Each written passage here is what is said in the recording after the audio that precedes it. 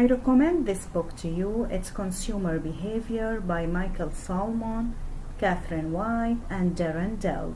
7th Canadian edition, Pearson, Canada, 2017. Today, we're looking at the self-concept and self-esteem.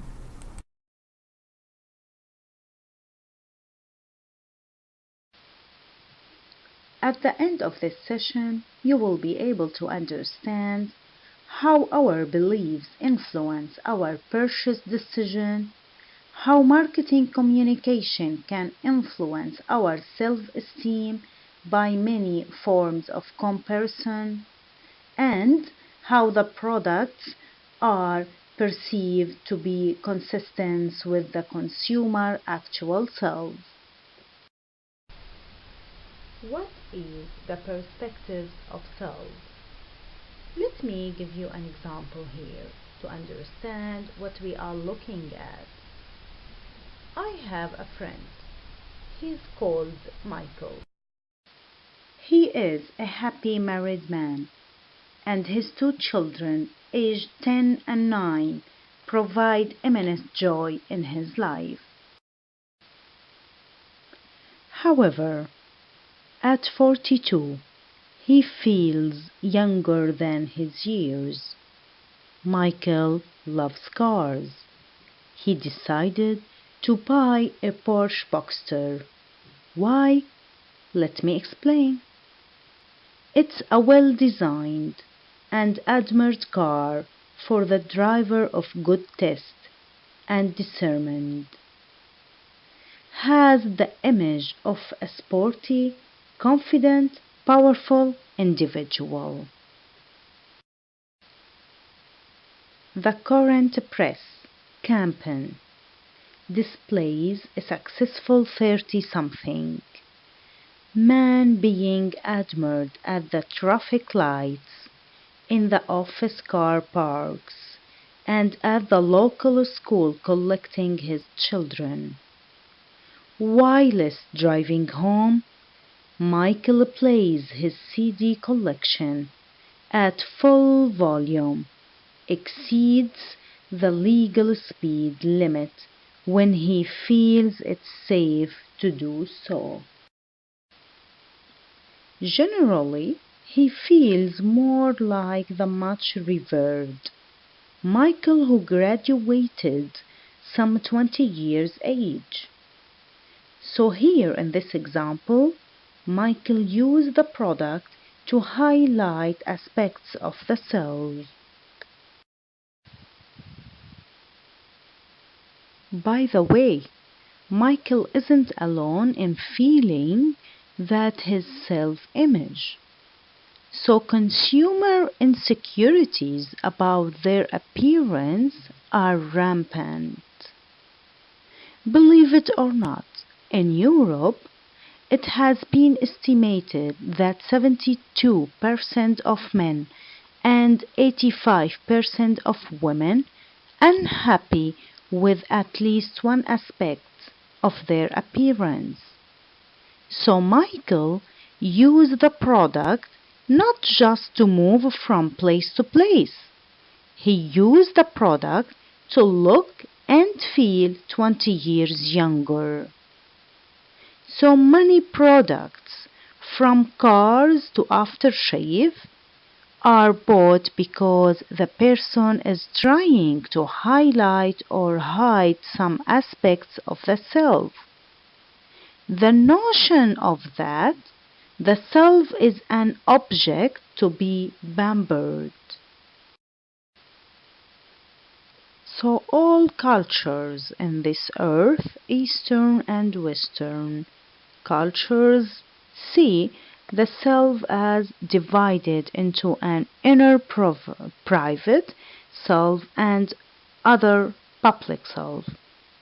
But where they differ is in terms of which part is seen as the real you.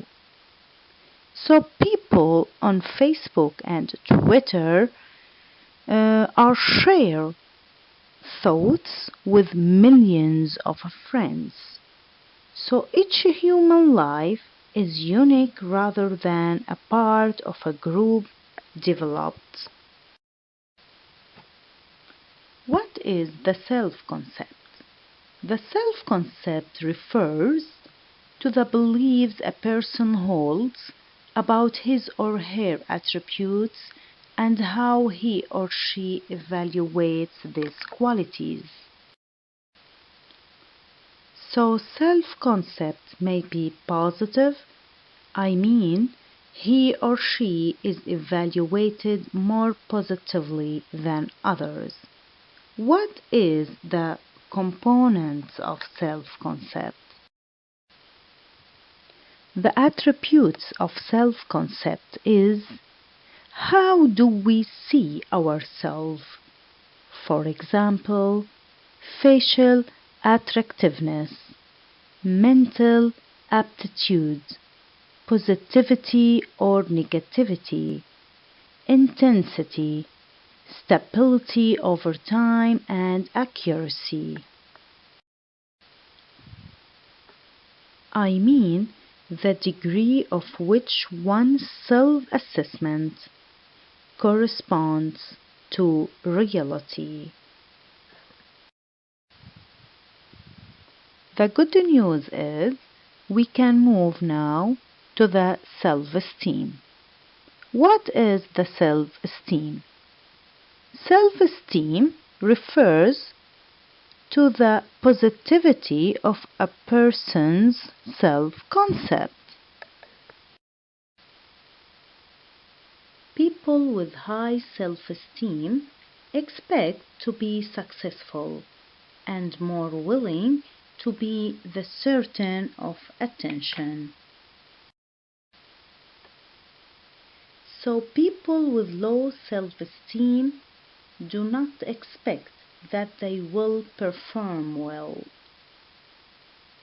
Self-esteem is often related to acceptance by others. Let me give you an example here. Teenagers who are members of high status groups have higher self-esteem than their excluded classmates. Marketing communication can influence a customer's level of self-esteem. How marketing do that? I will tell you. When the person tries to evaluate his or her self by comparing into the people depicted in these artificial images.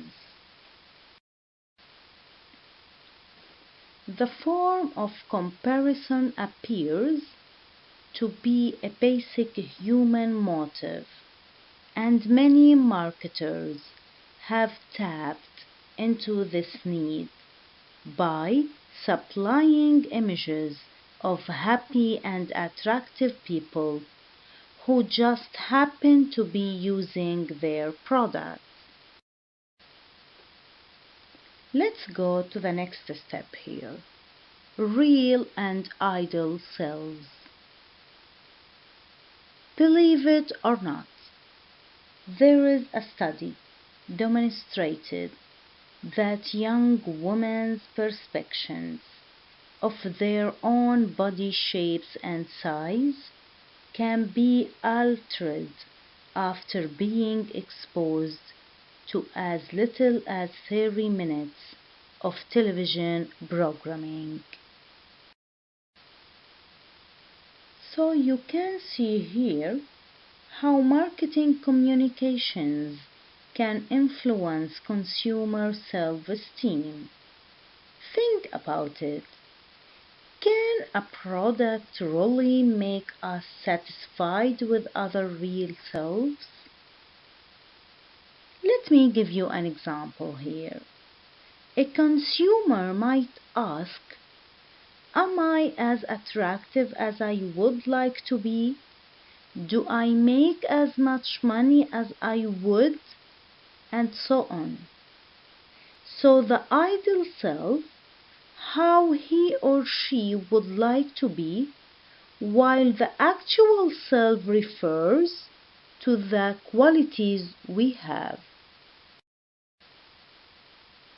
So some products are chosen because they are perceived to be consistent with the consumer actual self, while others are used to help reach the standard set by the ideal self.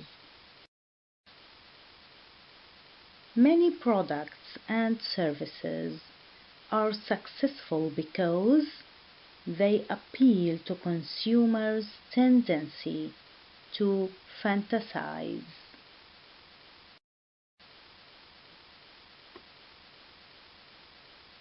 Most people experience a discrepancy between their real and ideal selves.